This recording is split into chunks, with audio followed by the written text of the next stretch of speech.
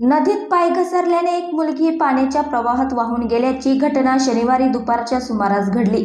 सदर घटनेची माहिती गावामध्ये पसरली असताना नातीच्या मृत्यूची बातमी कळताच आजोबांना धक्का बसला। यात त्यांचा मृत्यू झाल्याची धक्कादायक घटना पाचोरा तालुक्यातील वडगाव टेक परिसरात घडली आहे।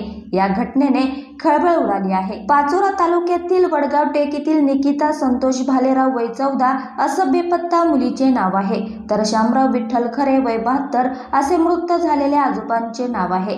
दरम्यान पाचोरा तालुक्यात झालेल्या अतिवृष्टीमुळे वडगाव टेक परिसरात असलेल्या हिवरा नदीला मोठ्या प्रमाणात पूर आला होता। यातच निकिता ही तिच्या आत्या सरला विकास पाटील हिच्यासह कपडे धुण्यासाठी नदीवर गेली होती। आत्या व निकिता हे कपडे धुवत असताना नदी पात्रात पाय घसरल्याने दोघीही वाहू लागल्या।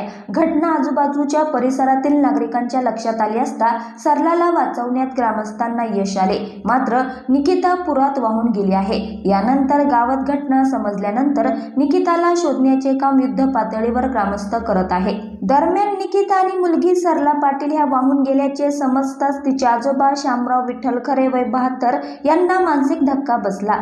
त्यातच त्यांचाही वडगाव टेक गावात राहत्या घरी हृदयविकाराने निधन झाल्याची धक्कादायक घटना उघडीस आली। घटनेप्रकरणी पाचोरा पोलीस स्टेशनला नोंद करण्यात आली आहे।